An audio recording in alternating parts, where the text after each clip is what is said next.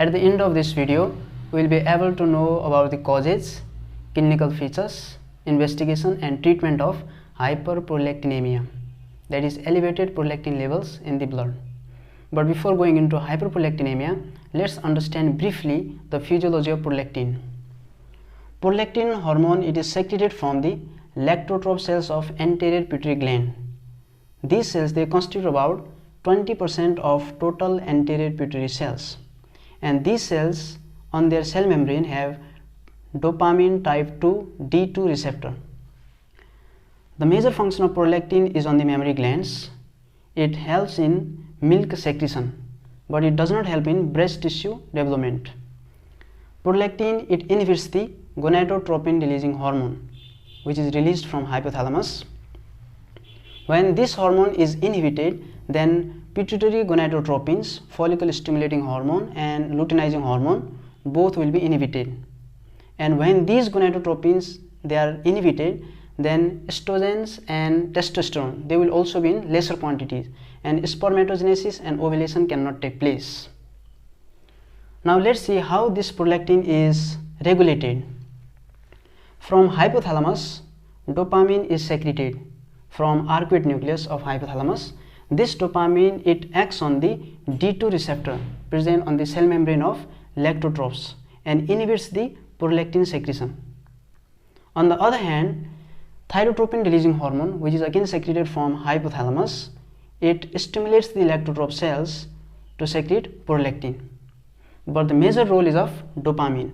That is, if there is disconnection between hypothalamus and anterior pituitary gland, then prolactin level will increase because of lack of dopamine control on prolactin secretion. And next feedback role is of prolactin itself. Prolactin, it stimulates the release of dopamine from hypothalamus and inhibits prolactin secretion, means it inhibits its own secretion. Before discussing the causes of hyperprolactinemia, let's first study the clinical features of hyperprolactinemia. First, in women. In 80% of the women with hyperprolactinemia, galactorrhea is the presentation. So what is this galactorrhea? It is the lactation in the absence of breastfeeding. That is, milk-rich fluid comes from the breast in the absence of breastfeeding. If breastfeeding it is discontinued for 6 months, then lactation must not occur. But if it occurs in the absence of breastfeeding, then it is called galactorrhea. And it is mostly bilateral and spontaneous, means it occurs in both breasts and milk discharges spontaneously. But sometimes it can be unilateral, that is in the single breast, and milk discharge does not come spontaneously but by expression manually.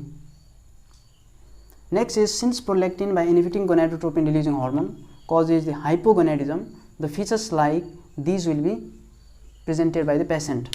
First one is amenorrhea, that is cessation of menstruation. If hyperprolactinemia occurs before puberty, then it is called primary amenorrhea.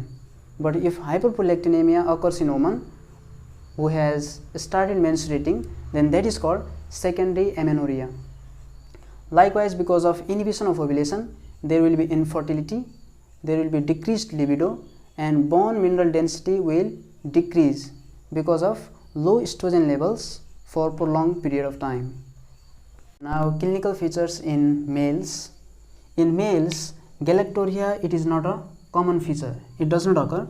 But if because of hypogonadism induced by prolactin, if there is gynecomastia, then galactorrhea also can occur in males. And other features in males because of hypogonadism are libido. There will be decreased libido. Males, they may be infertile because of impotence and oligospermia, decreased sperm count. There can be, because of decreased testosterone, there can be osteopenia, there is decreased bone mass, bone mineral density. There can be decreased muscle mass, and there can be decreased beard growth. That's why shaving frequency will decrease. Now let's discuss the causes of hyperprolactinemia. Its causes, they can be categorized into 3 classifications. One is physiological, next is because of drugs, and third one is pathological, that is because of different diseases. First, physiological. These causes, they do not require treatment. First one is stress. Because of stress which comes after seizures or because of minor surgical procedures, prolactin level may be elevated. In pregnancy and lactation, since there is more estrogen, the prolactin level will be elevated, because estrogens, they stimulate the prolactin secretion, whereas prolactin inhibits the estrogen secretion. In sleep, prolactin level will be elevated, especially at 4 to 6 am, and hyperprolactinemia because of sleep will come back to normal after 1 hour of awakening. Because of exercise, because of coitus, and if baby cries nearby, then also prolactin level may be elevated. Now let's talk about the drugs that can cause hyperprolactinemia. Here we know the role of dopamine in prolactin secretion. Dopamine, it binds to D2 receptor of lactotroph cells to inhibit prolactin secretion. So if dopamine is less, or if the effect of dopamine is antagonized, then it cannot act on the lactotroph cells to inhibit prolactin secretion, and prolactin will be elevated. Such drugs can be classified into 3 categories. First one is the drugs that decrease the dopamine secretion, like reserpine and methyldopam. Next are the drugs that block the D2 receptor. Dopamine is there in adequate amount, but D2 receptor has been blocked by different drugs like haloperidol, which is antipsychotic, amitriptyline, which is antidepressant, metoclopramide and domperidone, which are the antiemetics. These all drugs, they block the D2 receptor. Next drug is estrogens. As I have already said, estrogens, they stimulate the prolactin secretion. Now let's learn about the pathological causes of hyperprolactinemia. Among these causes, the most common is prolactinoma, that is tumors of lactotroph cells. These are functioning tumors and they will secrete prolactin, and there will be elevated prolactin levels. This prolactinoma, it can be of 2 types, micro and macro. Micro means having diameter less than 1 centimeter, whereas macro means having a diameter greater than 1 centimeter. Next one is disconnection hyperprolactinemia. This is the pituitary stalk that is connecting hypothalamus and anterior pituitary gland. When the diseases like different tumors, craniopharyngioma, meningioma, different cysts, and because of trauma or irradiation, this pituitary stalk is compressed, then dopamine, it cannot come from hypothalamus to the pituitary gland to inhibit lactotroph cell, and prolactin secretion will be elevated, and this is called disconnection hyperprolactinemia, because there is disconnection between hypothalamus and anterior pituitary gland. Next one is primary hypothyroidism. In primary hypothyroidism, T3 and T4, thyroxine and triiodothyronine, they are less in amount, because of which they cannot suppress thyrotropin releasing hormone, which is released from hypothalamus. When TRH is elevated, it stimulates lactotroph cells to secrete more prolactin. Number 4 cause is renal failure. If there is renal failure, then clearance of prolactin cannot occur from blood, and prolactin level will be elevated. Number 5th one is hypothalamic disease. If there is disease of hypothalamus, then it will secrete lesser dopamine. Next is polycystic ovarian syndrome. In this syndrome, there is pituitary dysfunction, and so prolactin will be elevated.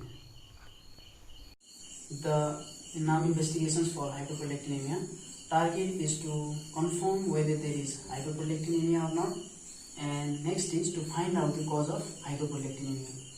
First target is to exclude the physiological causes of hyperprolactinemia, like pregnancy. So pregnancy should be excluded, and other physiological causes like stress, exercise, coitus, they can easily be excluded. Next one is repeat testing of prolactin. Prolactin levels will be repeatedly measured, and normal value is less than 500 milli-international unit per liter.